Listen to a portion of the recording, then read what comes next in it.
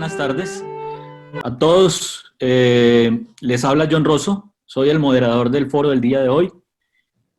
A nombre de Ágora Masónica y de Global Perspectives de California State University San Bernardino, queremos darle un saludo de bienvenida al doctor Luis Almagro, secretario general de la Organización de Estados Americanos, quien hoy nos honra con su presencia en este foro permanente sobre el presente y futuro de la democracia en el ámbito interamericano. Quiero también presentar un saludo, por supuesto, al muy respetable gran maestro Mario Latif, presidente de la Confederación Masónica Colombiana, artífice a nombre de esta organización de la convocatoria que hoy nos reúne. Saludamos, por supuesto, a todas las grandes logias que hacen parte de esta confederación y también queremos darle un saludo afectuoso al muy respetable gran maestro José Crespo Bonadona, respetable gran maestro de la Gran Logia de Bolivia, presidente de la Confederación Masónica Interamericana, y a todos los grandes maestros que participan en esta organización masónica. Saludamos a todas las dignidades y oficialías de los diferentes talleres, de las diferentes grandes logias, de las diferentes organizaciones masónicas y a todos los miembros activos de la orden a lo largo del ámbito interamericano. Quiero presentar un saludo especial y fraternal al doctor José Luis Ramírez, asesor del secretario general de la Organización de Estados Americanos, quien ha sido también artífice de esta jornada que nos convoca el día de hoy. El doctor José Luis va a ser nuestro relator el día de hoy, se va a encargar de las conclusiones al final de esta sesión. Saludamos al muy respetable gran maestro David Sus, vicepresidente de la Confederación Masónica Colombiana. El muy respetable gran maestro David hará el saludo oficial de bienvenida al doctor Luis Almagro. Y saludo, por supuesto, fraternalmente a mi venerable hermano Alfredo Sarmiento, miembro de la Gran Logia de Colombia, quien hoy tendrá a su cargo la gran responsabilidad de hacer los comentarios a la ponencia del doctor Almagro. Quiero presentar un saludo a los codirectores del Center for Global Management, Frank Lin y Bipin Gupta, por el sponsorship que nos han brindado a través de la universidad y a través del Center for Global Management. Bienvenidos a todos los amigos y amigas de Ágora Masónica y de Global Perspective que nos han acompañado y que nos siguen acompañando y que hoy nos acompañan en este propósito de avanzar hacia más y mejor democracia. Como ya se lo había comentado al secretario, tenemos casi 500 personas conectadas en este momento desde diferentes lugares del continente americano, desde los Estados Unidos literalmente hasta la Patagonia Argentina. Y además de eso, vamos a tener la retransmisión directa de esta conferencia a través de diferentes canales digitales y de televisión, por supuesto. Confidencial Colombia, que es un aliado nuestro desde hace algún tiempo, almargen.co, PSS Televisión con sede en Tuluá Valle, TVNet con sede en Barranquilla y en Honda Tolima, Portal News desde el eje cafetero y Reporter Channel que harán la transmisión de este evento. La metodología es muy sencilla. A continuación vamos a tener la intervención del secretario general y después de su intervención los comentarios de nuestro querido hermano Alfredo Sarmiento. Sin más preámbulos y muy agradecidos con usted, le doy la palabra, señor secretario. Muchas gracias, John. Un agradecimiento a todos por la organización de este evento y la posibilidad de razonar, pensar junto a ustedes. Hablar de democracia en las Américas es algo muy antiguo. Podemos decir que en este hemisferio la democracia forma parte de nuestra identidad. Así hemos nacido prácticamente todos, con alguna excepción, a la vida independiente también como naciones democráticas. Y por eso, definitivamente, siempre que tenemos que confrontar una situación dictatorial en nuestro hemisferio, se producen reacciones muy fuertes. La democracia en las Américas también tiene un sistema de defensa multilateral desde hace muchísimo tiempo. Podemos decir desde el Congreso de Panamá, probablemente en que Bolívar ya señala: esta es nuestra forma de gobierno, y aquellos que no puedan o no estén en condiciones de hacer la misma, de realizar la misma, deberán ser suspendidos de esta comunidad de naciones. O sea, ya en su discurso era una presentación de la Carta Democrática Interamericana. Por eso hablar de democracia en este hemisferio tiene que ver con la propia Organización de Estados Americanos, ante Unión Panamericana, la organización regional más antigua. Y tiene que ver también cómo nuestros países han defendido, han procurado generar los anticuerpos colectivos para llevar a este sistema de gobierno a ser cada vez más vigente y con más fuerza. Nuestras democracias de todas maneras son imperfectas y tienen vulnerabilidades, algo que todos sabemos. Algunas de esas vulnerabilidades estructurales, estratificadas, prácticamente en toda nuestra vida independiente. Esas vulnerabilidades que hacen que todavía seamos, por ejemplo, el continente más desigual de todos, algo que definitivamente es el principal problema que enfrentan las democracias en la región.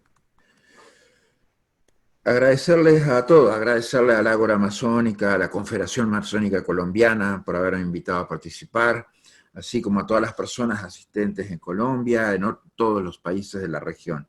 Un abrazo a todos, mi saludo también al Center for Global Management, California State de San Bernardino. En 2017 tuve el honor de clausurar en Asunción, Paraguay, la Asamblea de la Confederación Masónica Interamericana. También en 2018 participé de la inauguración del Año Nuevo Masón junto a las 3 grandes logias unidas de Santa Catarina en Brasil. En ambas ocasiones compartimos los valores de libertad, fraternidad, justicia, igualdad y ciencia para el progreso, para el desarrollo de todos. Estamos hoy viviendo una crisis mundial que no se presentaba desde hace un siglo, una crisis sanitaria, económica y social que afecta a variables políticas importantísimas. El COVID-19 cambió en muy poco tiempo todas las formas de relación, desde las formas de relación política, comercial o las propias dinámicas sociales y familiares. La pandemia no conoce frontera y como toda catástrofe golpea con mayor fuerza a los más pobres y vulnerables. La pandemia del COVID-19 ha reflejado aún más que somos esa región más desigual a la que hacía referencia y esas abismales diferencias en acceso a la salud, a la capacidad sanitaria entre los países de la región. Los gobiernos han tenido la responsabilidad de formular políticas de salud y justicia social por medio de procesos democráticos que beneficien a toda la sociedad. Promover equidad en la salud por medio de políticas integradas que incluyan a todos los sectores poblacionales, reduciendo desigualdades, reduciendo variables de discriminación. Se hace imprescindible la construcción de pactos sociales centrados en el bienestar y los derechos en las distintas etapas del ciclo de la vida, con el fin de enfrentar los impactos que tiene esta crisis. La presencia del COVID-19 pone en riesgo la integralidad de la Agenda 2030 para el desarrollo sostenible y sus objetivos. Los 17 Objetivos de Desarrollo Sostenible para erradicar la pobreza, proteger el planeta y asegurar la prosperidad de todos los pueblos sufrirán un retroceso. Se debe reorientar y replantear estos objetivos de desarrollo sostenible, priorizando por medio de una pirámide la importancia de la salud, la alimentación y el agua, carencias que no pueden esperar hasta el 2030. Según estimaciones del Programa de las Naciones Unidas para el desarrollo humano a nivel mundial va camino a descender este año por primera vez desde que se concibió el concepto en 1990. Esta disminución la podemos apreciar se está presentando en la mayoría de nuestros países y en todas las regiones. Según el Banco Mundial, entre 40 y 60 millones de personas podrían descender este año a niveles de pobreza. La Organización Internacional del Trabajo estima que la mitad de la población activa podría perder sus empleos y que el virus podría costarle a la economía mundial unos 10.000 millones de dólares. Esta es la dimensión de la realidad que estamos viviendo. En realidad es todavía peor, porque la dimensión social definitivamente es muy difícil que la podamos medir solamente con indicadores, cuando tiene que ver con el sufrimiento, la angustia que sufre cada persona. La pandemia ocasionada por el COVID-19 requiere respuestas coordinadas de todos, es decir, estados, organismos multilaterales y la ciudadanía en general. Respuestas basadas en el conocimiento, el apoyo tecnológico, el esfuerzo conjunto, algo que debemos ver, la responsabilidad que todos nosotros tenemos para contrarrestar sus nocivos efectos. En la OEA hemos venido trabajando desde el primer momento una visión integral, holística, con las y los ciudadanos del hemisferio en un lugar prioritario. Consideramos que a pesar de las incertidumbres y las ansiedades generadas por la crisis, debemos asegurarnos que todos los esfuerzos para enfrentar la pandemia se puedan hacer de una manera colectiva y compartida, imperando un espíritu comunitario. En este escenario creemos que la democracia definitivamente no puede ser otra víctima de la pandemia, porque las consecuencias entonces serían inimaginables. La democracia no puede suspenderse ante ninguna crisis, en ningún país, en ninguna circunstancia. La democracia tampoco puede estar en cuarentena, tampoco puede estar bajo ningún concepto el Estado de Derecho democrático y el orden público, valores fundamentales en este contexto. En lo que respecta a la institucionalidad democrática, nuestras administraciones están expuestas hoy en día a situaciones de mayor vulnerabilidad. En los últimos meses hemos visto cómo derechos que consideramos inalienables completamente han debido ceder ante cuestiones de orden público para proteger el derecho a la salud y el derecho a la vida de la población.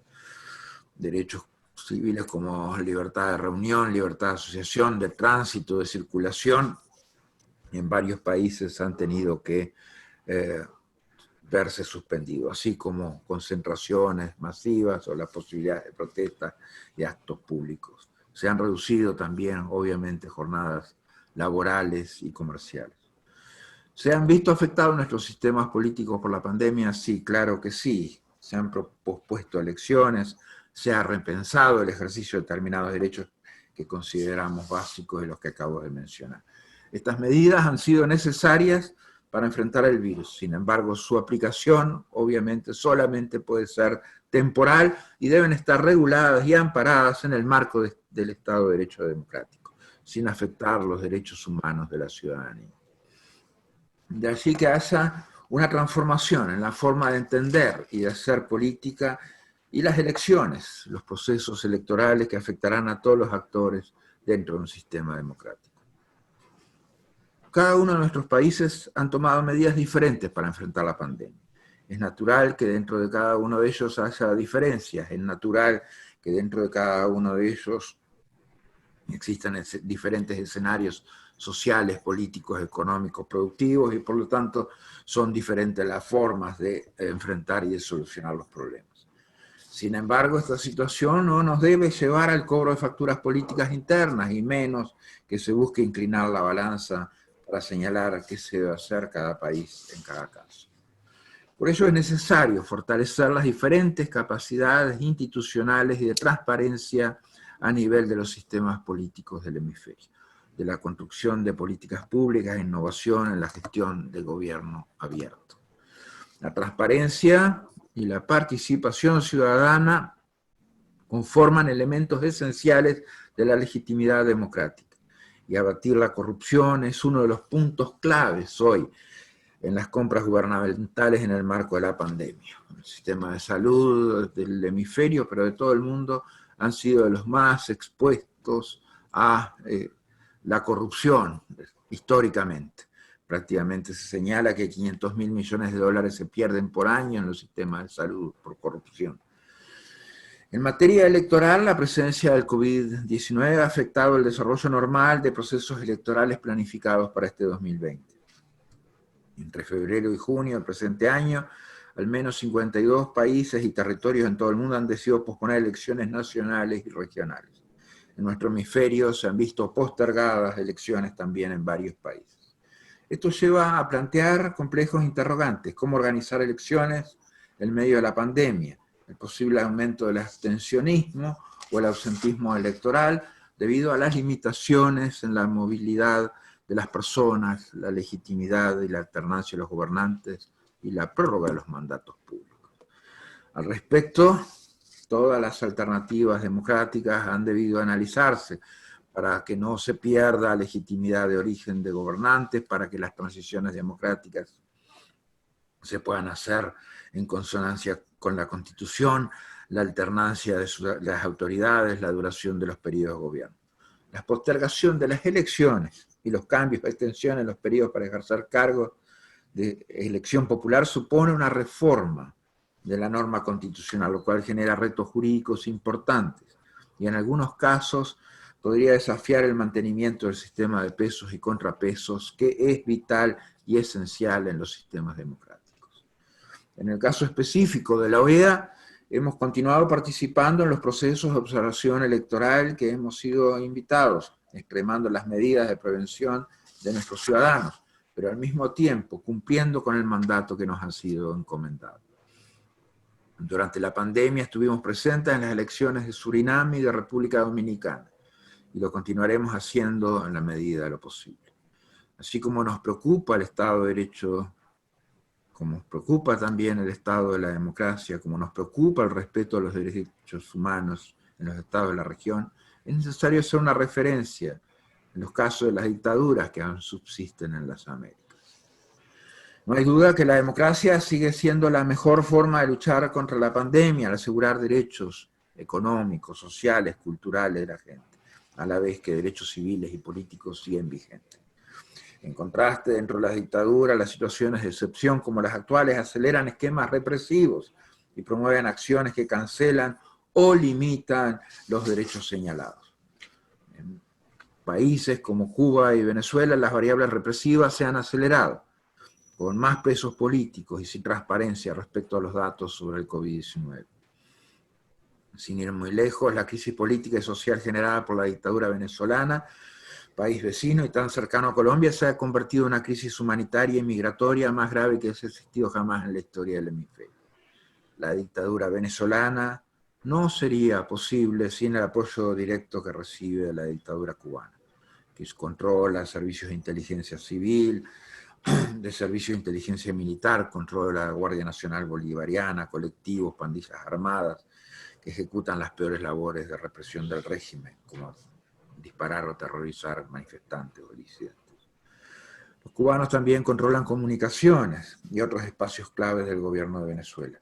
No lo hacen por solidaridad revolucionaria, sino para asegurar la vigencia de su proyecto político. Sino lo hacen por el petróleo, que no deja de llegar a la isla, aún en las peores condiciones. Los cubanos, la dictadura cubana es un ejemplo más patético de una revolución parasitaria que sigue succionando el cuerpo prácticamente muerto de la economía de Venezuela.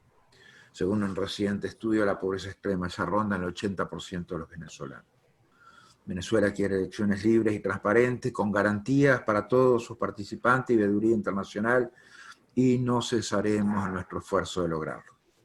Quiero hacer una mención especial a Nicaragua. A pesar de los esfuerzos para encontrar una salida política que permita reconducir al país por la senda democrática, las condiciones no han mejorado y continúa en deuda con la institucionalidad, la justicia y el respeto de los derechos humanos. Nicaragua tiene un proceso electoral que no es transparente ni imparcial en sus autoridades. Tiene un esquema de cooptación de poderes. No es transparente la ejecución, no respeta el principio de una persona un voto, porque su registro electoral está completamente alejado de la realidad de lo que debe ser un registro electoral. No hay voluntad de diálogo del gobierno de Ortega, y hacemos nuestras las conclusiones de la Comisión de Alto Nivel de la OEA respecto a que hay una alteración del orden constitucional que afecta gravemente el orden democrático en Nicaragua. Si el gobierno de Ortega sigue siendo oídos sordos para acordar una reforma electoral que permita realizar elecciones libres, transparentes y con observación internacional, es necesario dar los pasos subsiguientes que lleven a la declaración por parte de la OEA de la alteración del orden constitucional y medidas subsiguientes de la Carta Democrática Interamericana. Por otra parte, si comparamos las dictaduras de nuestra democracia, van a sufrir en este periodo de incertidumbre, sí, pero también podemos reconvertir para que tengan mejores condiciones el día después. Lo que tienen en común estos sistemas revolucionarios dictatoriales es el nivel de fracaso, es su fracaso social, su fracaso económico. Eso es lo más patente, eso es lo que queda más claramente dibujado. En el caso de Venezuela es extremo porque se ha llevado a uno de los países más ricos en recursos del hemisferio a la peor crisis humanitaria de la historia del hemisferio. Nuestros gobernantes democráticos tienen responsabilidades políticas. Para las dictaduras en el continente, realmente el costo político hoy es cero por una lógica criminal que tienen las mismas.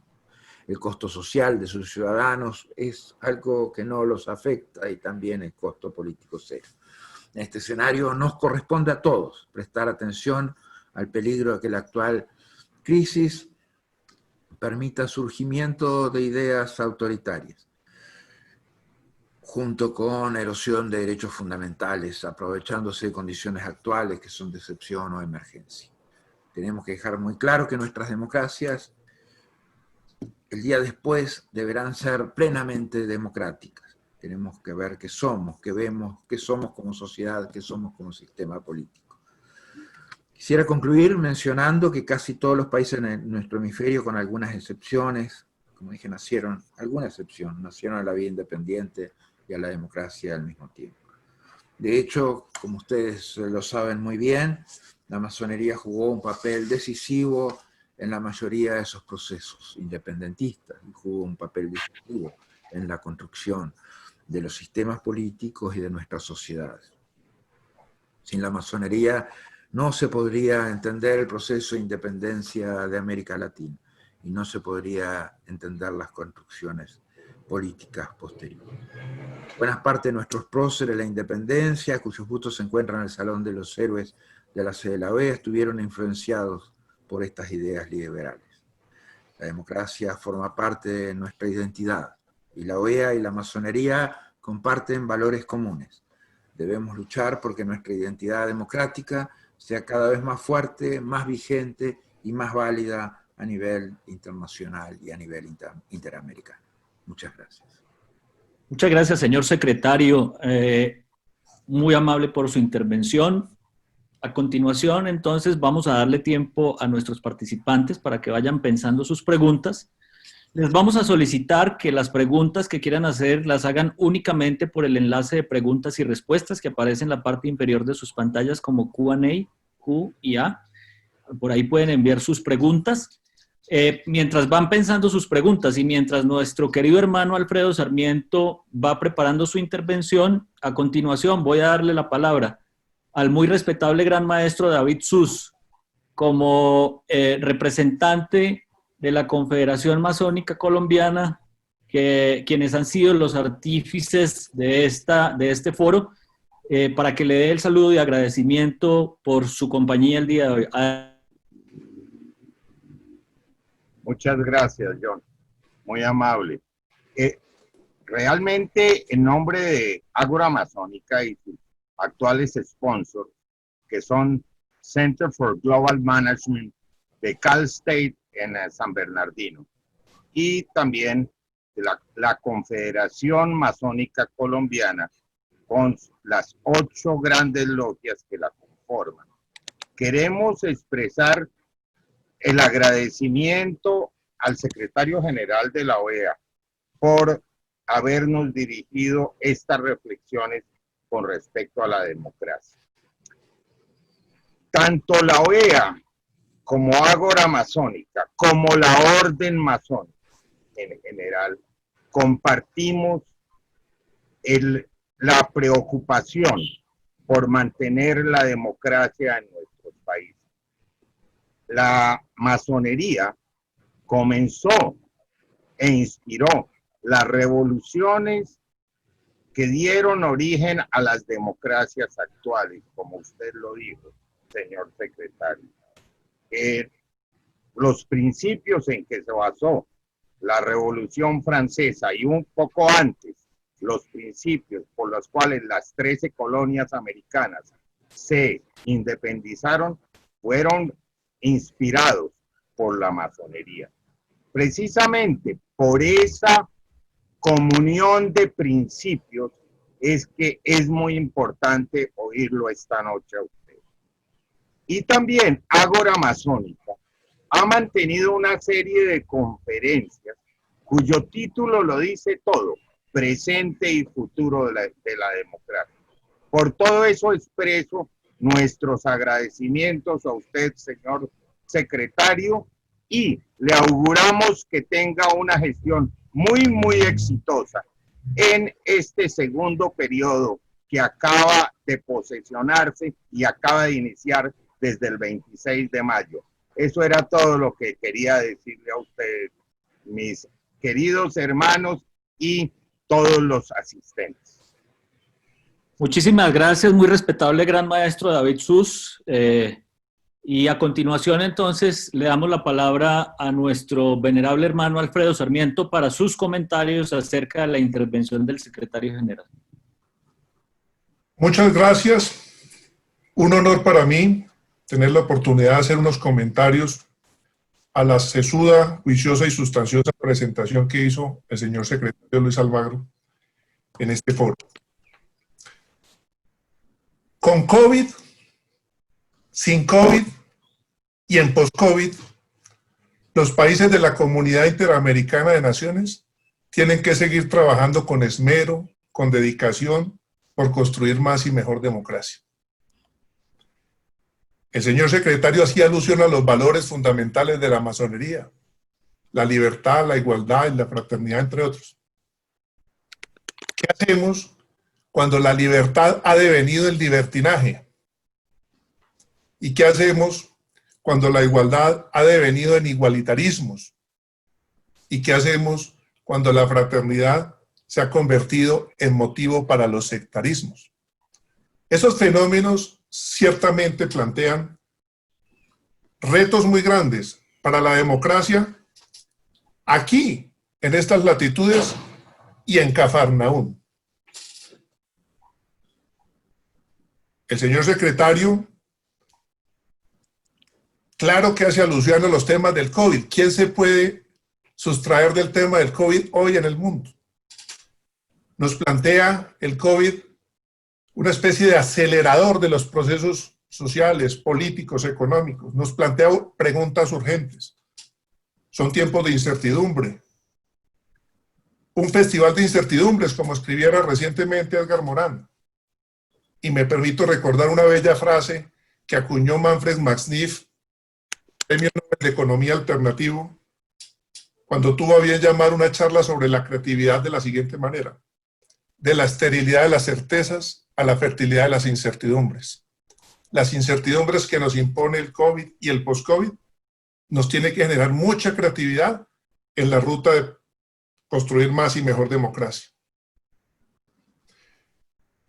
Ya nos lo decía el señor secretario, el post-COVID nos está planteando retos muy profundos a la democracia en estas latitudes. Tenemos que garantizar los derechos de primera generación, los de la libertad. Derechos de segunda generación, los de la equidad social. Y los derechos de tercera generación, los derechos de solidaridad, los derechos ambientales. Las cifras que trajo a colación el señor secretario, con base en fuentes del Banco Mundial y de la OIT, nos dejan perplejos, nos sugieren el tamaño del reto que tenemos por delante. Y nos dice y nos advierte que nuestra democracia no puede estar en cuarentena. La democracia tiene que seguir avanzando, tiene que seguir caminando. No se puede confinar a la democracia, no se puede confinar al Estado del Derecho, y menos al orden público, y eso es un llamado muy importante para todos nuestros países, particularmente para un país como Colombia. Ciertamente, señor secretario y audiencia toda, la democracia de muchos de nuestros países latinoamericanos o de la comunidad interamericana no es una democracia de 5 sobre 5. Pero la mayoría de las democracias nuestras tampoco es una democracia fallida, excepto 2 o 3 casos a los cuales se refirió explícitamente y de manera muy clara y transparente el secretario general de la OEA. Como no es una democracia perfecta, la nuestra, pero no es una democracia fallida, es mucho lo que tenemos que trabajar conjuntamente, aunar esfuerzos entre diferentes estamentos. El señor secretario hablaba de los estados, de los gobiernos, pero también lo tienen que hacer las expresiones de la sociedad civil, las personas en sus ámbitos cotidianos. Recuerdo a Norberto Bobbio en su texto sobre el futuro de la democracia, que decía muy claramente que está muy bien pensar cuántos hacen la democracia y con qué periodicidad. Eso está muy bien, los aspectos procedimentales de la democracia. Pero él planteaba una invitación y decía, también es relevante preguntarnos dónde se hace la democracia.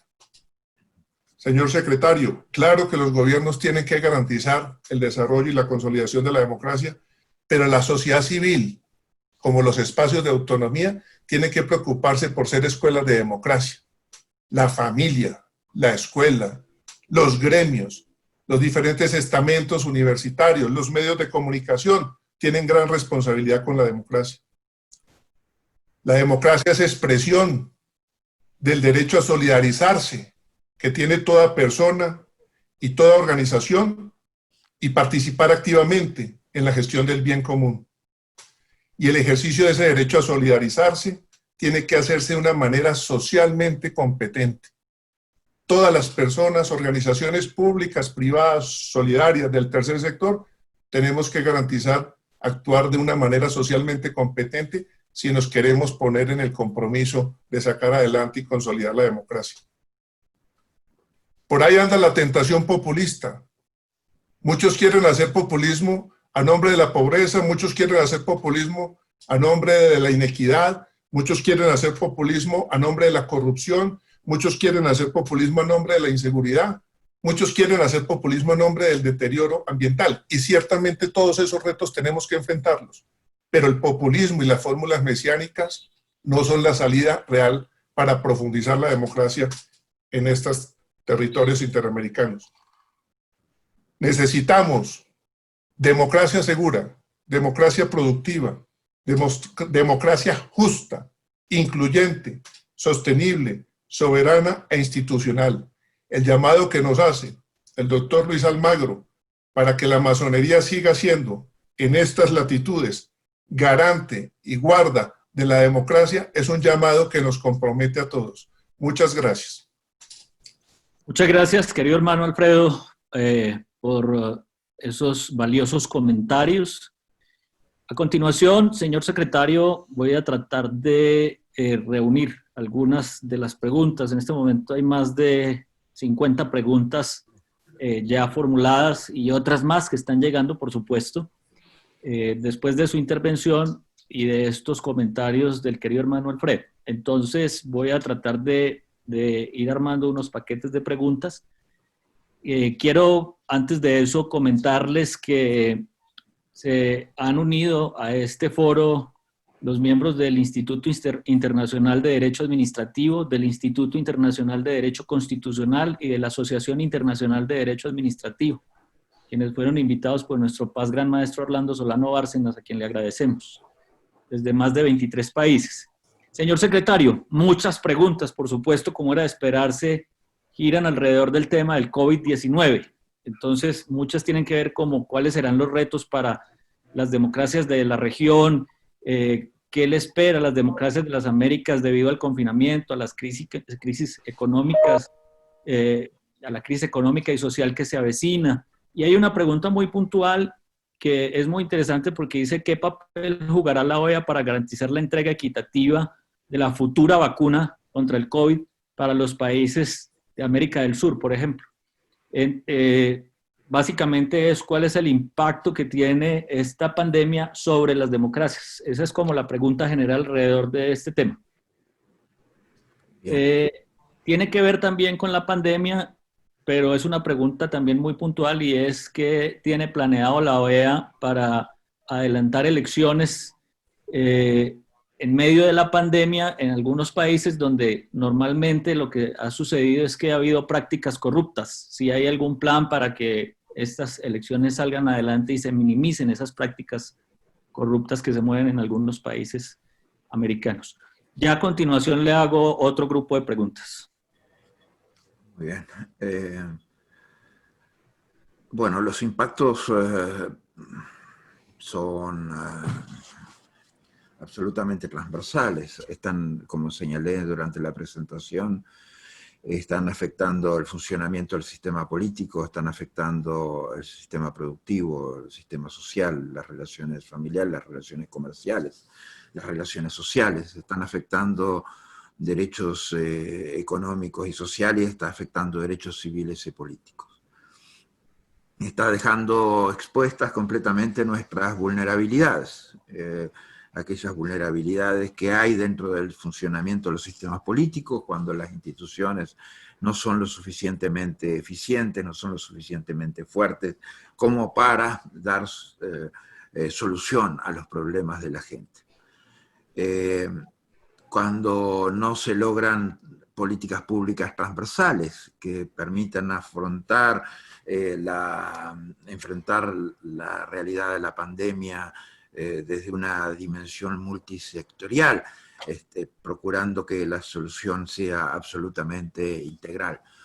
No, la solución a la pandemia no solamente pasa por la capacidad de respuesta de las clínicas, los hospitales, de los sistemas de salud, pasan también por el apoyo social, económico y productivo.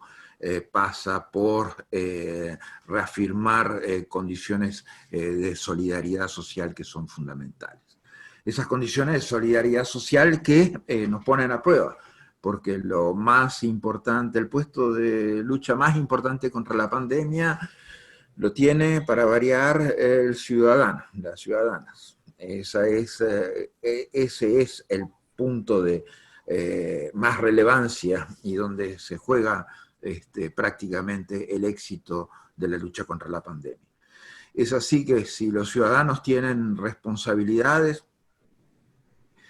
si los ciudadanos actúan con el carácter preventivo que tienen que tener para no contagiar a los demás, si actúan previendo de que ellos pueden estar contaminados y por lo tanto tienen que cuidar al resto de la sociedad, al resto de su vida comunitaria. Si el ciudadano no entiende que tiene que respetar determinadas condiciones sociales básicas que permitan ir aislando al virus y fortificando a la misma vez los tejidos sociales, será muy difícil. No, las medidas de gobierno pueden fracasar, se pueden implementar por un gobierno las medidas más estrictas desde el punto de vista de aislamiento, de cuarentena, pero si los ciudadanos siempre están buscando cómo van a violar esa cuarentena, cómo van a violar ese aislamiento, entonces las posibilidades de éxito de las medidas no va a funcionar. Por eso también, o sea, hay países con pocos casos y que han adoptado políticas muy graduales, y verdaderamente en eso hay gran parte del éxito pasa por la responsabilidad de la ciudadanía, que simplemente actúa de esa forma responsable si se lo piden o si no se lo piden. Eso es creo que es la clave de todo. La clave de todo es tener también un desarrollo de espíritu comunitario, pensar que formamos parte de una comunidad, pensar que formamos parte de una sociedad y que tenemos responsabilidades respecto a la misma. Eso es fundamental, eso es esencial. Los sistemas económicos, los sistemas productivos están en suspenso. Y eso es algo que preocupa, porque hay cosas que surgen de este continente. Este es el continente que produce la mayor cantidad de comida del mundo. Este hemisferio es el que produce la mayor cantidad de comida del mundo. Y hay determinadas actividades y proyectos productivos que no es posible detener, que forman parte de la esencialidad de lo que necesita nuestra sociedad para funcionar. Es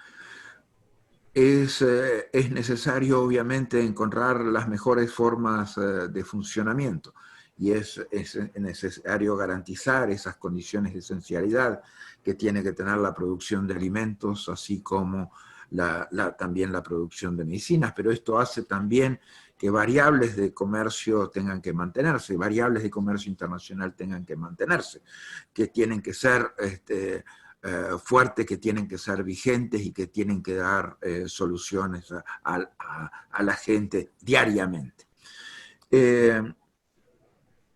Los sistemas políticos, como decía, o sea, han sufrido mucho, porque han sufrido los derechos de la gente, han sufrido derechos básicos de la gente, y por lo tanto esas dificultades de los pueblos en la participación política, en desarrollar sus procesos electorales en paz, eso definitivamente, y el funcionamiento de las instituciones a media máquina, las condiciones en que se realiza el diálogo político, las condiciones en que se realiza el trabajo parlamentario, todas esas son condiciones que obviamente terminan afectando el funcionamiento del sistema. Todos tenemos que buscar la forma de mejorar nuestro funcionamiento. La incorporación de tecnología es una de esas. Eso también a veces deja en evidencia brechas sociales importantísimas. A veces la brecha tecnológica muchas veces también es brecha generacional, a veces también es brecha de poder adquisitivo. Tenemos que hacer que políticas afirmativas permitan esas condiciones de funcionamiento institucional, de participación política de la gente, y hacer las cosas con la responsabilidad y la racionalidad. Esto es un principio muy importante y de todos.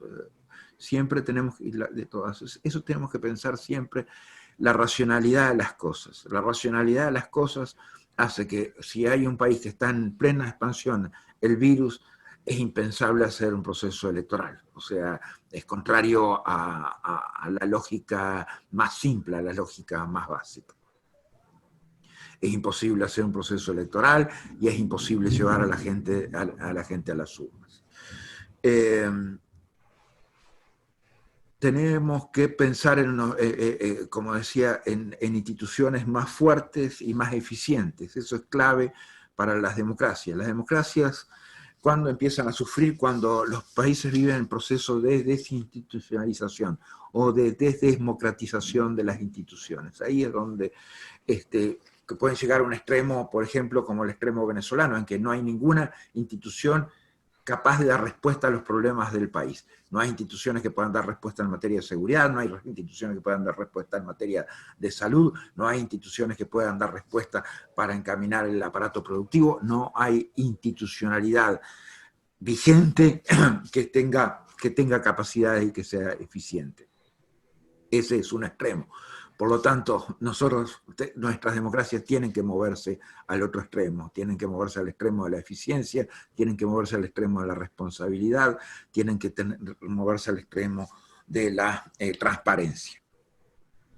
El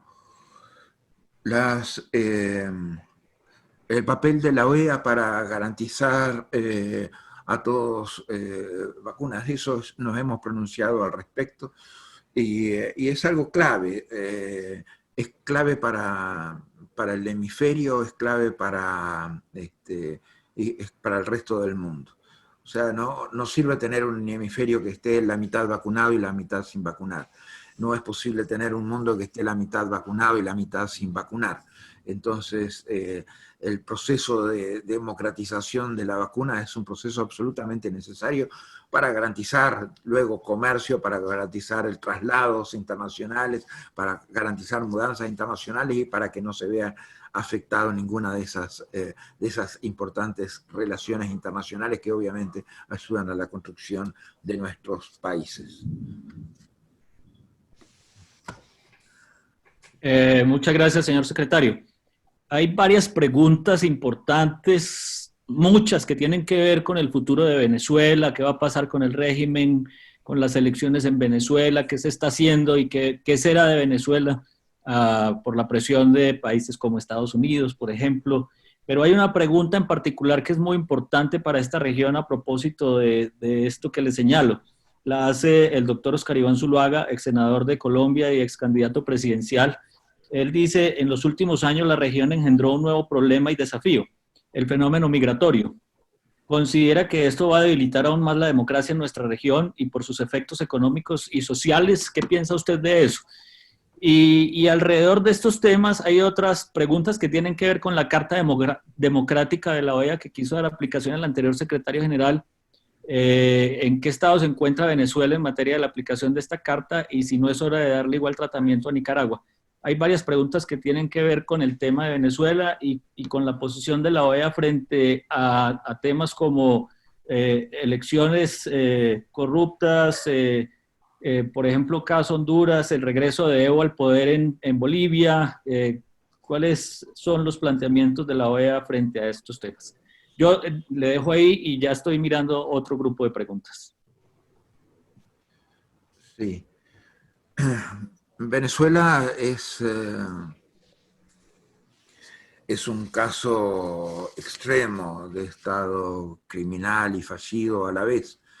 Es un país en caída libre, en la cual no hay, como dije, respuestas institucionales, no hay capacidades institucionales, no hay capacidad de gobierno y no hay responsabilidad de gobierno. Si uno ve todos los indicadores de Venezuela, desde la producción de petróleo, la producción industrial, la producción agropecuaria, el salario mínimo, los niveles de empleo, la gente en riesgo de hambre, la migración forzada, todo eso implica que Venezuela definitivamente ha colapsado. Pero como toda situación no es algo que termine, siempre podemos estar peor, siempre podemos ver más deteriorada la situación venezolana aún más. Es una dictadura cuyo sistema de ingresos está prácticamente hoy fortalecido en variables ilegales. La dictadura hoy, sus ingresos provienen del narcotráfico, provienen de la corrupción, provienen del contrabando y provienen de la minería ilegal. Es un Estado que además ha perdido el control territorial, que ha quedado en manos de organizaciones criminales. Y lo cual definitivamente son los que regentean buena parte del territorio venezolano. O sea, es el colapso total de un país. Un país, cuando tiene esa lógica criminal tan instalada, empieza a tener reacciones, sus dictadores empiezan a tener reacciones que han dejado de ser políticas ya hace tiempo. O sea, podemos decir, 2016, 2017, las reacciones de la dictadura, de los dictadores venezolanos, dejaron de ser políticas para pasar a ser reacciones criminales, de lógica criminal. Y si uno ve a los criminales, nunca los entregan se entregan a sí mismos en la estación de policía, nunca se presentan en el juzgado y dicen yo soy narcotraficante, aquí está la evidencia, por favor métame preso. No, se entregan cuando están absolutamente rodeados, cuando no tienen ninguna capacidad de resistir la presión que la fuerza de seguridad o el orden pueden poner sobre ellos. Y esa es la situación que tenemos en Venezuela. Es una dictadura que ha aprovechado 12 procesos diferentes de diálogo para consolidarse y para mantener su statu quo, para mantener las variables represivas, para reafirmar esas variables represivas. Esos procesos de diálogo han significado en general burlas constantes a aquellos que de buena fe han procurado acercar a las partes.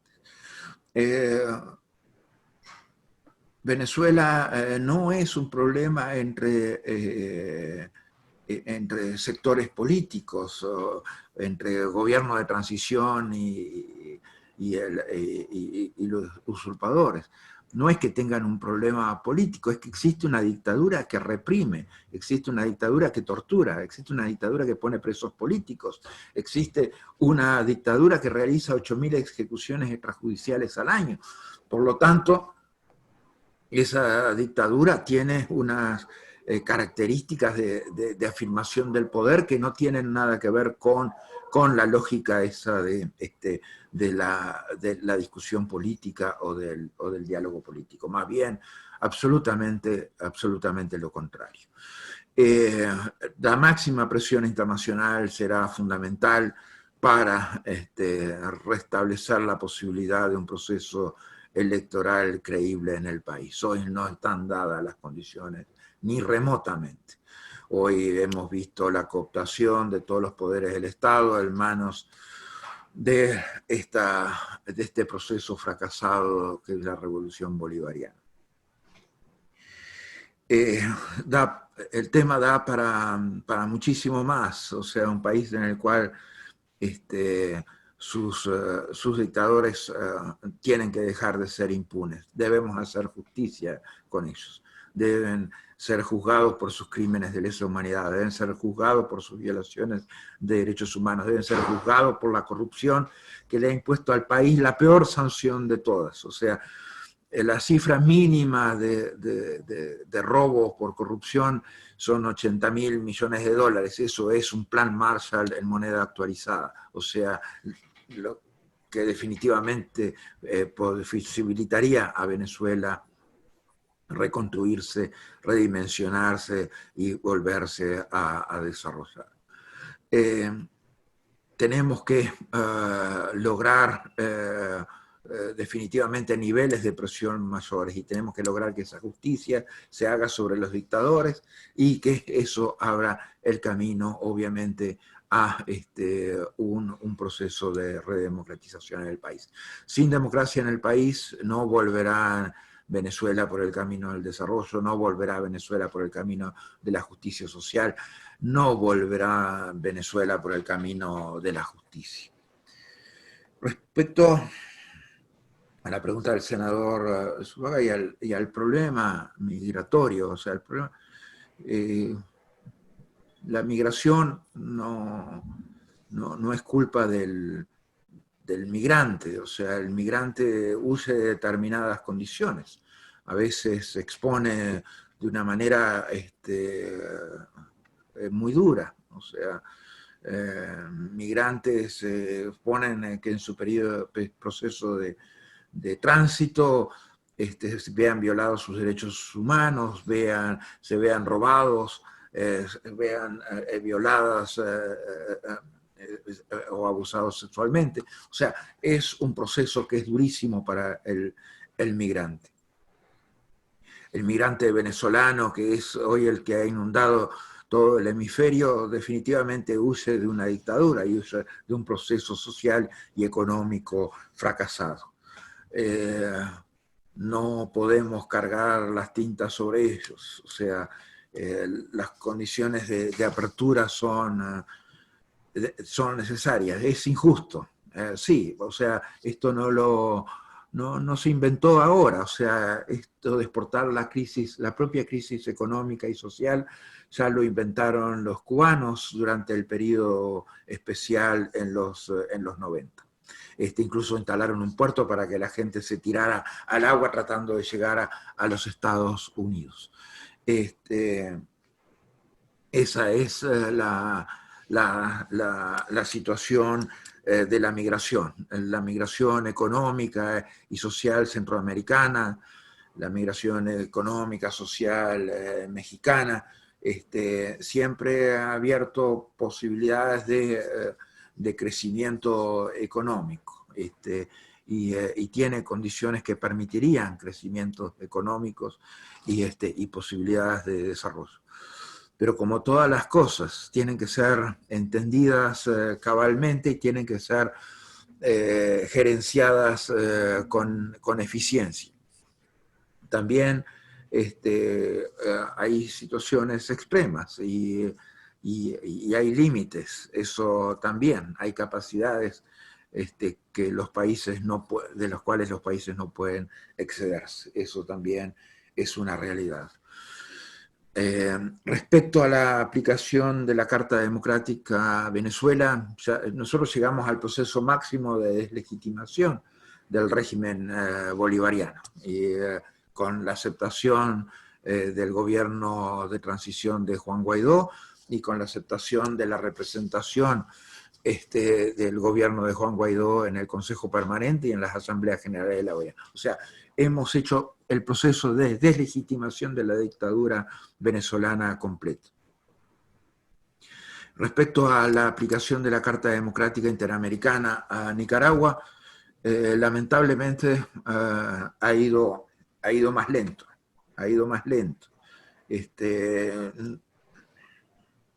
Ha dependido fundamentalmente de la Secretaría General mover este proceso hacia adelante. Nosotros fuimos los que solicitamos la aplicación de la Carta Democrática en función de la alteración del orden constitucional en Venezuela.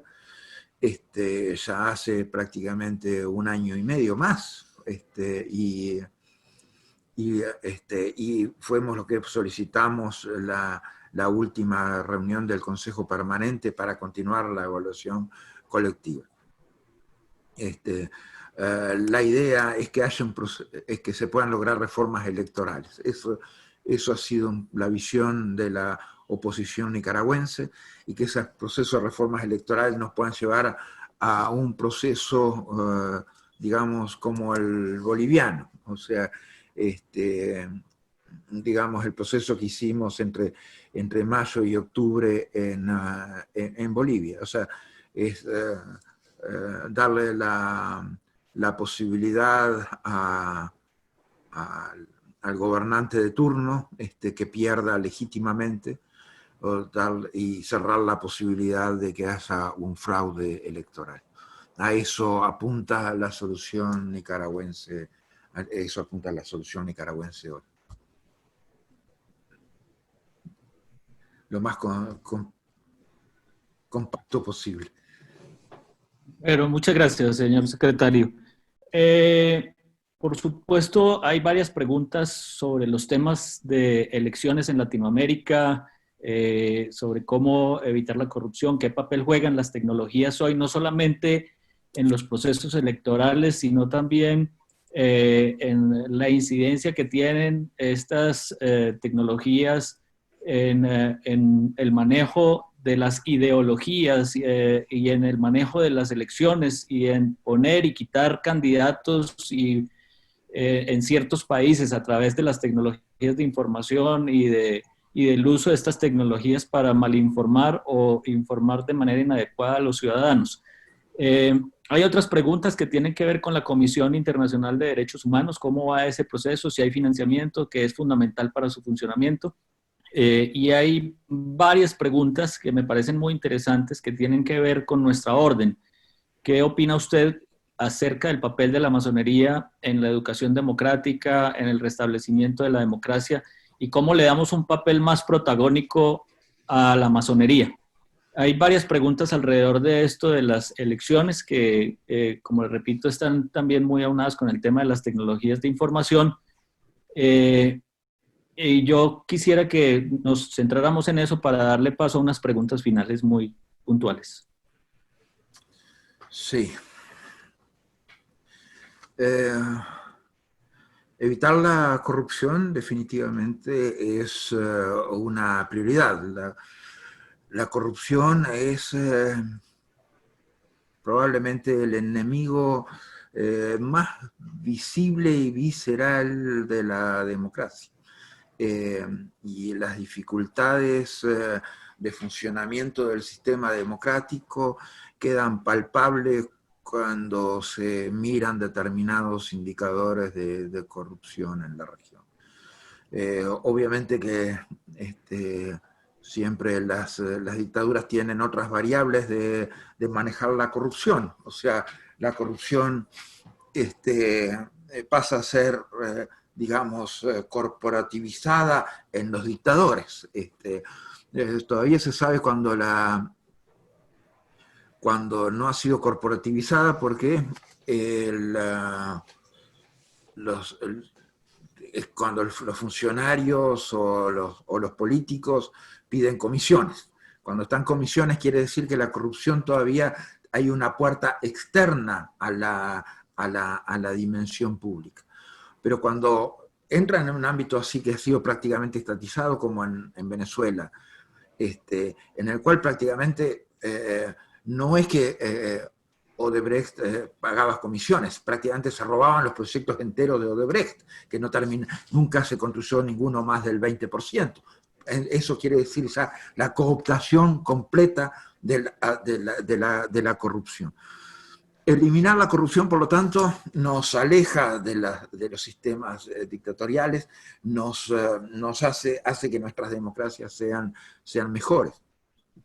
Y esto requiere mucha acción afirmativa y mucha acción ejemplificante. O sea,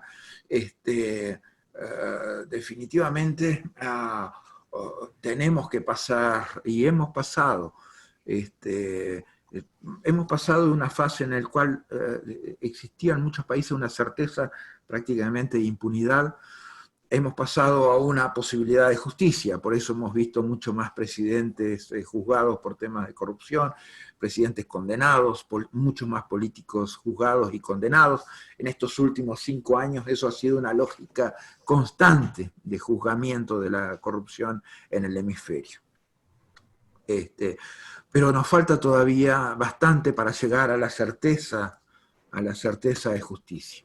Eliminar la impunidad en materia de corrupción prácticamente se ha logrado. Hoy el que es corrupto de alguna manera enfrenta la posibilidad de que haya justicia, de que sea descubierto y de que pueda ir a la cárcel. Todavía tenemos que avanzar más para que ese corrupto tenga la certeza de que no tiene escapatoria si comete un acto delictivo de esa naturaleza.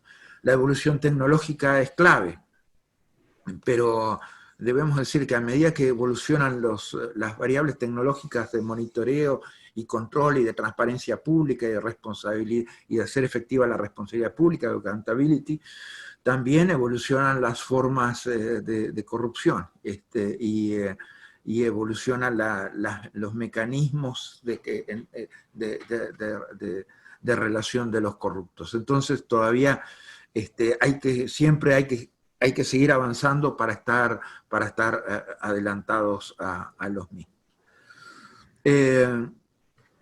Las tecnologías en los procesos electorales, el uso de Internet y el uso de las redes de noticias, eso es algo que definitivamente preocupa, y más que preocupa, o sea, eso puede llevar a alteraciones de funcionamiento del sistema democrático y puede redireccionar votos y votantes. Lo ideal sería tener la posibilidad de neutralizar las noticias falsas. Lo ideal sería tener la posibilidad de neutralizar las redes de desprestigio, de difamación en determinados aspectos o de promoción de determinada información o determinadas candidaturas sobre bases superficiales. tenemos que tener también, y eso tiene que evolucionar, es una necesidad imperiosa de nuestros partidos políticos y de nuestras instituciones de evolucionar en el siglo XXI. O sea, de entrar definitivamente al siglo XXI para tener mejores capacidades de dar respuestas a esto. Si eso no termina de ocurrir, si no terminamos de llevar las tecnologías dentro de nuestros funcionamientos políticos internos, ya sea partidarios, ya sea institucionales, estaremos siempre corriendo detrás de estas situaciones. O sea, ojalá tengamos las posibilidades de neutralizar estas redes, ojalá tengamos estas posibilidades de neutralizar estas noticias falsas a partir del conocimiento científico. O sea, el manejo de la opinión pública es algo que ya preocupaba a los filósofos del siglo XIX, o sea, y verdaderamente hemos visto en la primera mitad del siglo XX cómo se llegó a extremos de manejo de la opinión pública, en la cual la opinión pública se lograba disociar por determinados actores políticos del interés general. O sea, la opinión pública ya dejaba de coincidir con un interés general de la sociedad y por lo tanto se transformaba, en vez de un agente liberador y un facilitador del sistema de pesos y contrapesos dentro del sistema político, en un agente represivo más. Y en eso también tenemos que tener cuidado. Tenemos que tener cuidado con las variables censuradoras, tenemos que tener cuidado con los boicots a empresarios o a productos, tenemos que tener cuidado con esos desagregados dentro del sistema político que definitivamente terminan pegando en las capacidades de que nuestros ciudadanos sean cada vez más libres y cada vez mejor informados.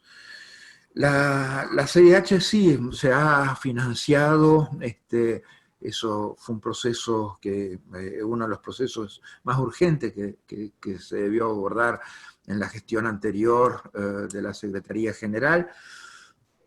Ese proceso en el cual prácticamente teníamos una crisis financiera de la CIDH cada 3 meses, logró ser erradicado con un porcentaje mayor del presupuesto regular, concentrando recursos, dándole a la CIDH nuevos y adicionales recursos financieros. O sea, están en su momento, pero también, o sea, saber que el COVID-19 nos va a dejar a todos más pobres, a la institucionalidad pública, al empresariado, a las organizaciones internacionales, financieras. Todos vamos a ser más pobres luego de este proceso COVID-19. La masonería, a mí me gustaría que fuera mucho más pública, que fuera mucho más, que tuviera una voz más permanente en la dimensión política de principios y valores. Porque sus principios y valores son esenciales al funcionamiento del sistema democrático. Por lo tanto, más y mejor masonería implica más y mejor democracia. Es un dato de la realidad. Y cuanto más ciudadanos sean conscientes de los principios y valores de la masonería, cuanto más los principios y valores de la masonería, que son principios y valores de la democracia, permeen en nuestras sociedades y en nuestros sistemas políticos, vamos a tener mejores democracias. Por lo tanto, tiene un papel a jugar, y ese papel a jugar dependerá fundamentalmente de cuánto y en qué medida quieran ejercerlos. O sea, muchas veces la masonería juega un papel un papel menos visible. A mí me gustaría obviamente que jugara un papel más visible porque facilitaría mucho el trabajo de responsabilidad y de libertades ciudadanas.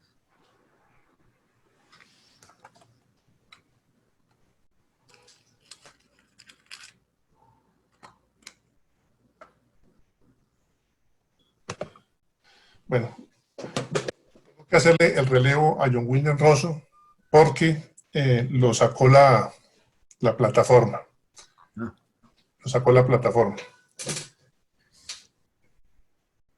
Por favor, démosle un minutico que está volviendo a entrar. Y como él es el único que recepciona todas las preguntas, señor secretario, entonces le agradezco que tengamos un poquito de paciencia al respecto. Sí, o podés, Alfredo, hacerme una pregunta a vos. Aprovechando el monopolio. Bueno, aprovechemos el monopolio ya que usted me da la licencia y aprovechando una pregunta que me hace Orlando Solano Bárcenas, quien fuera gran maestro de la Gran Logia de Colombia, es procurador de Colombia y miembro del Consejo Electoral, tiene un profundo deseo de que el señor secretario de la OEA rememore a Alberto Lleras Camargo como uno de los el primer director de la OEA. En su perspectiva, señor secretario, ¿qué estaría pensando hoy Alberto Lleras Camargo con la situación de la democracia en el contexto interamericano? Así creo interpretar la pregunta de Orlando Solano Bárcenas. Sí, y Lleras Camargo definitivamente es una referencia y es uno de los secretarios generales más citados en las reuniones de la Organización de Estados Americanos. Cada 2 o 3 reuniones es referida a su frase de que la OEA será lo que los países quieran que la OEA sea. Y creo que en la actualidad él primero estaría, creo que estaría complacido en el sentido de que la Organización de Estados Americanos, a pesar de los años y los momentos vividos, como dice la canción de fútbol, de hinchada de fútbol, sigue siendo el foro político por excelencia del hemisferio. Es esencialmente un foro político con soluciones para los temas de democracia y derechos humanos. Y es un foro que ha procurado expandir con sus esfuerzos tareas de desarrollo y de seguridad. Estaría, creo que, complacido de la visión estratégica que los países han presentado para la Organización de Estados Americanos. Y capaz que a veces se enojaría un poco con Luis Almagro porque probablemente creería que Luis Almagro lleva a la organización muchas veces más allá de lo que los países quieren. Pero eso es algo que en muchas ocasiones ya creo que Alejandro Orfila lo hizo así, porque le tocó enfrentarse a muchas dictaduras en el hemisferio y el balance político estaba muy neutralizado y por lo tanto la Secretaría tuvo que asumir liderazgos para empujar soluciones de enfrentamientos a las dictaduras, especialmente las del Cono Sur. También, de algún modo, Baena Suárez, que llevó a la defensa de la democracia a un carácter sistémico. O sea, no hay que olvidar que en un contexto de Guerra Fría la democracia formaba parte era una moneda de cambio en el marco de la Guerra Fría. Y por lo tanto, si era amigo de Estados Unidos en el contexto de la Guerra Fría, era país democrático, aunque sus condiciones de derechos civiles y políticos no fueran las mejores. Creo que son ejemplos de cómo hemos reafirmado un papel sistémico para la democracia, cómo eso se ha hecho desde algo que él contribuyó a fortalecer, porque más allá de la frase esa suya, él hizo una Secretaría General fuerte y con compromiso, como fue la posterior, la de Morotero, como fueron prácticamente casi todas, de todos los secretarios generales hay mucho para aprender. Y ese carácter sistémico de defensa de la democracia y esa visión integradora y esa capacidad de construir diálogos y consensos que tenía un excelente político, un excelente diplomático como Alberto Lleras Camargo, es cada día más vigente en este hemisferio. Muchas gracias, señor secretario. Yo le doy disculpas que me fui un momento de la reunión, pero estoy de regreso. Ese era el último tema que quería tratar con usted, dado lo avanzado de la hora.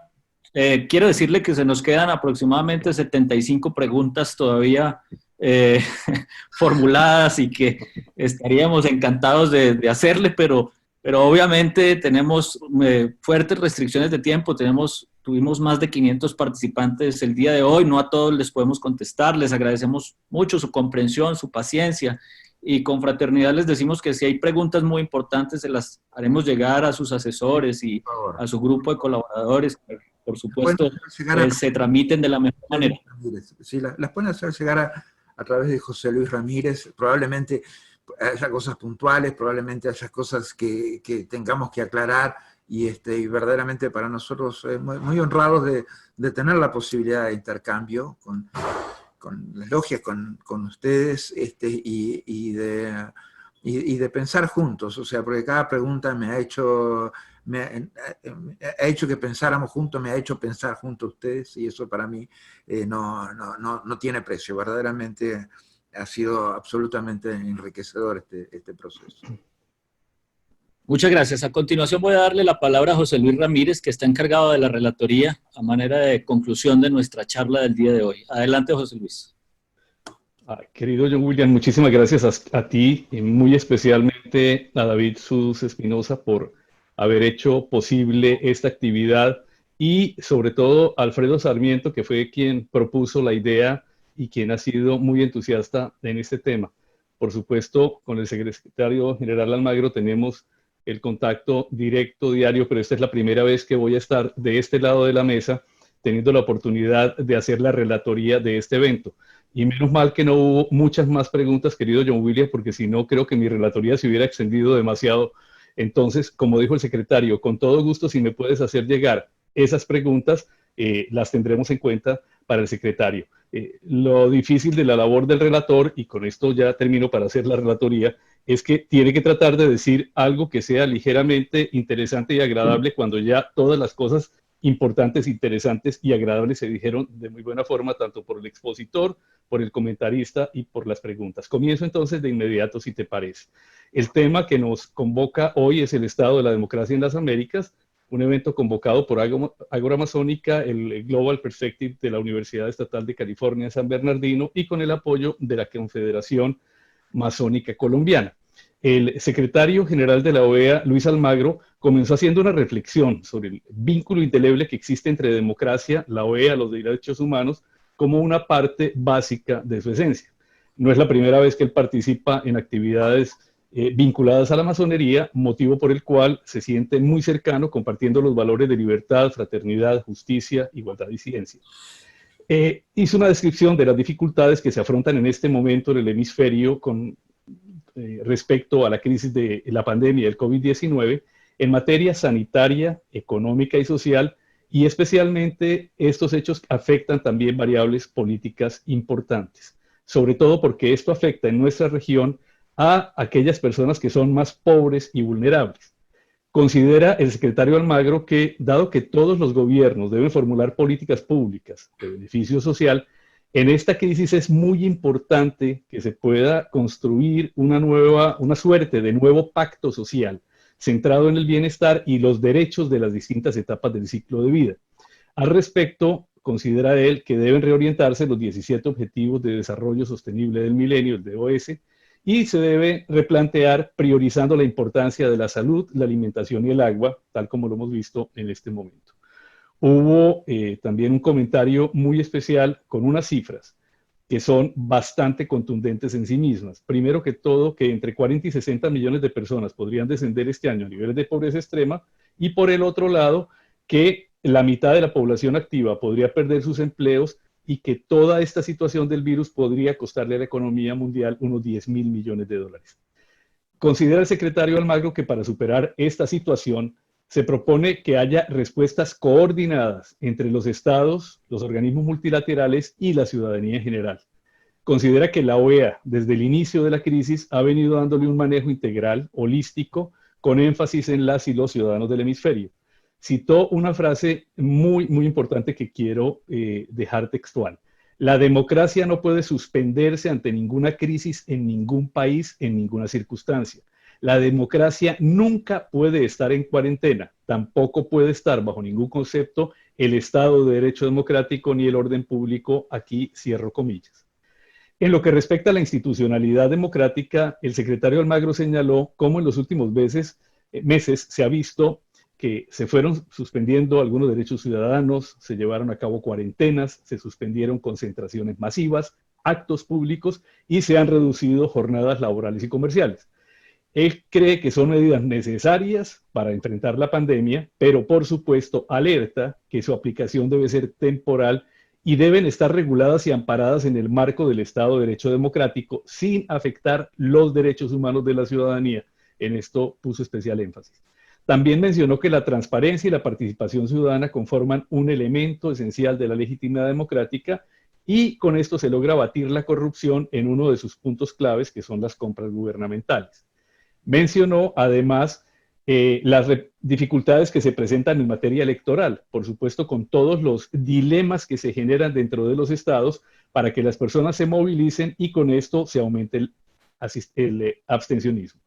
Informó que en la OEA se sigue participando en los procesos de observación electoral, que es uno de sus activos más importantes junto a la Comisión Interamericana de Derechos Humanos, y que continúan participando en aquellos lugares donde se les ha invitado. Expresamente en Surinam y República Dominicana fueron las dos últimas observaciones electorales de la OEA y continuarán haciéndolo en la medida de lo posible.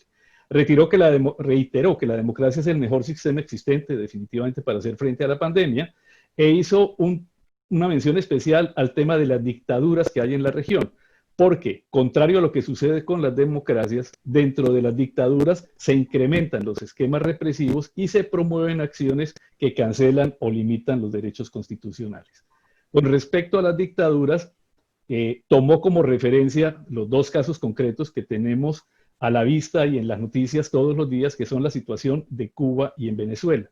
Mayor cantidad de presos políticos, menos transparencia en materia de datos sobre el COVID, y por supuesto el solo hecho de Venezuela, que ha generado la crisis humanitaria y migratoria más grande que hemos tenido en el continente.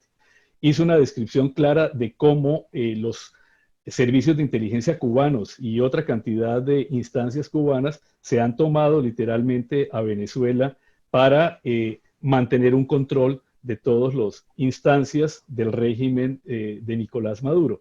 Y mientras en Venezuela el régimen se niega a llevar a cabo elecciones libres, con garantías para sus participantes y veeduría internacional, mencionó que hay un estudio reciente que habla de que la pobreza extrema ya ronda el 80% de los venezolanos. La Secretaría General va a continuar haciendo un esfuerzo y accionar grande para el retorno a la democracia a Venezuela. También hizo una mención a Nicaragua para que el gobierno de Daniel Ortega permita la realización de elecciones libres, transparentes y con observación internacional. Y fue la OEA y dentro de la OEA, directamente el secretario general, quien hace año y medio pidió la aplicación de la Carta Democrática. Dado que no hay claridad sobre la forma en que nuestras democracias serán afectadas por todo este tema de la pandemia y además porque no sabemos cuándo es que vamos a salir de la misma, en la pospandemia tendremos que ver qué es lo que somos como sociedad y como sistemas políticos. Lo cierto es que no se puede permitir el surgimiento de totalitarismo, autoritarismos o populismos junto con la erosión de derechos fundamentales, aprovechándose de las condiciones actuales que son de excepción o emergencia. por último también recordó el importante papel que ha jugado la masonería en los procesos de independencia en el continente y al mismo tiempo siente que la OEA y la masonería comparten valores comunes muy importantes para que nuestra identidad democrática sea cada vez más vigente y más válida a nivel internacional. Alfredo Sarmiento, en sus comentarios, hizo una mención a el filósofo, historiador y escritor Edgar Morin, y que hablaba de un festival de incertidumbres en toda esta situación que estamos viviendo ahora. Considera Alfredo, respaldando lo dicho por el secretario general, que hay que construir más y mejor democracia. El post-COVID va a generar retos muy profundos, pero hay que garantizar la libertad, equidad y los derechos de tercera generación, como el medio ambiente. Fuera de los estados y gobiernos es esencial la participación de la sociedad civil. Cita Norberto Bobbio sobre la relevancia de dónde se hace la democracia y considera que ahí es donde la sociedad civil tiene que ser una escuela de democracia, simultáneamente con los colegios, con la familia y con los gremios. El ejercicio del derecho a solidarizarse debe hacerse de manera socialmente competente. Hay que tener mucho cuidado con el populismo sobre la base de la pobreza, la corrupción, la inseguridad y el deterioro ambiental que podrían surgir como consecuencia de esta situación que tenemos. Los populismos no pueden ser la fórmula para salir de esta situación y definitivamente para reforzar la democracia lo que se necesita es mucha más democracia.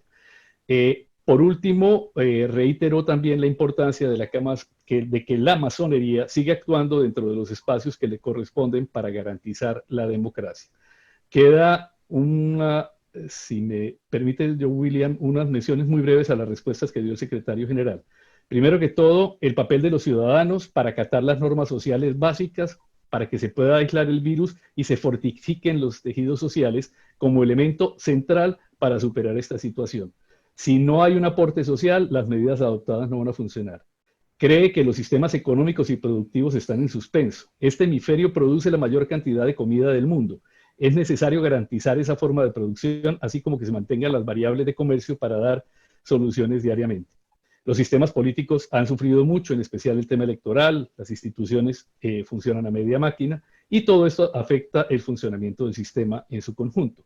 Es importante la incorporación de la tecnología que deja en evidencia brechas tecnológicas que pueden ser generacionales o de poder adquisitivo y considera que hay que hacer las cosas con discrecionalidad y racionalidad. Hay que pensar en instituciones más fuertes, eficientes, responsables y transparentes. En el caso de Venezuela, no hay ninguna institución y, por supuesto, institucionalidad que dé respuesta a cada uno de los graves problemas que tiene dicho país. El papel de la OEA para el tema de la adquisición de la vacuna considera que se ha dicho que no sirve de nada tener una parte del hemisferio vacunado y la otra no, porque no estaría solucionándose para nada el problema. Hay que garantizar que todos tengan acceso a la misma.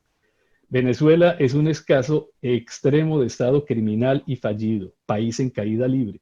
Todos los indicadores de Venezuela demuestran el colapso del país, pero siempre se puede llegar más al fondo. Los dineros provienen de la corrupción, el contrabando, la minería ilegal. Perdieron el control territorial en manos de organizaciones criminales. La cúpula gobernante debe ser juzgada por todo lo que han hecho. Mayores niveles de presión que abran espacio al proceso de redemocratización. Con respecto a la pregunta del ex senador Zuluaga y las migraciones, es un tema muy complejo. La situación de cada migrante es un proceso demasiado doloroso. No pueden cargar la culpa contra ellos, sería muy injusto. Ya lo habían inventado los cubanos con las crisis de los 80s y los 90s. La aplicación de la Carta Democrática a Nicaragua ha sido más lenta. El secretario general propuso su aplicación hace más de año y medio. Ya lo mencionamos. Hay que evitar la corrupción como una prioridad esencial, pues es el enemigo más visible y visceral de la democracia. Las dictaduras tienen otras variables de manejar la corrupción. Eliminar la corrupción nos aleja de los sistemas dictatoriales y fortalece nuestras democracias.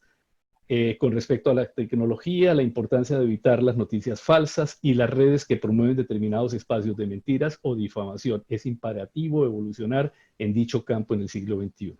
La financiación de la Comisión Interamericana de Derechos Humanos ha sido muy importante y se ha logrado. Se le concedió un porcentaje mayor de recursos y hay una lógica y es que el COVID-19, como dijo el secretario, nos va a dejar a todos un poco más pobres. Y por último, quisiera que la masonería fuera mucho más pública, con un papel más visible, con una voz permanente en materia de principios y valores como elemento central de la democracia. Excusas por haber hablado tan rápido, pero quería que cupiera todo lo que se dijo y de nuevo, muchísimas gracias por haberme permitido esta participación. Muchísimas gracias, José Luis, por esa juiciosa relatoría. Agradecemos y valoramos mucho ese esfuerzo.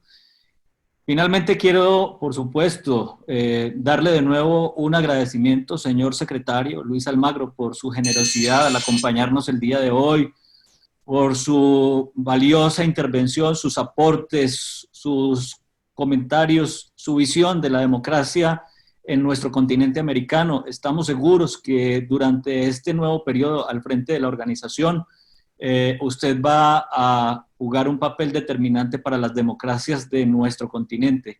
Confiamos en sus buenos oficios, confiamos en que el grupo humano que dirige y que lo acompaña seguramente va a dar lo mejor para que ese trabajo continúe.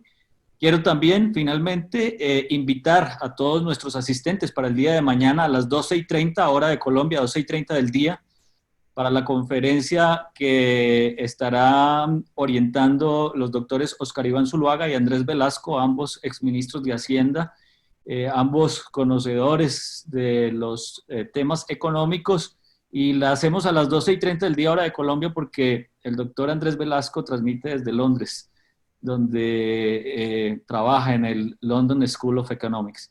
Muchísimas gracias, señor secretario. Un placer, estimado. Gracias por todo. Gracias a ustedes. Verdaderamente muy honrado de haber participado con ustedes. Gracias. Feliz noche para todos. De esta manera concluimos esta sesión de Global Perspectives y Ágora Masónica y los esperamos en próximas oportunidades. Muy amables.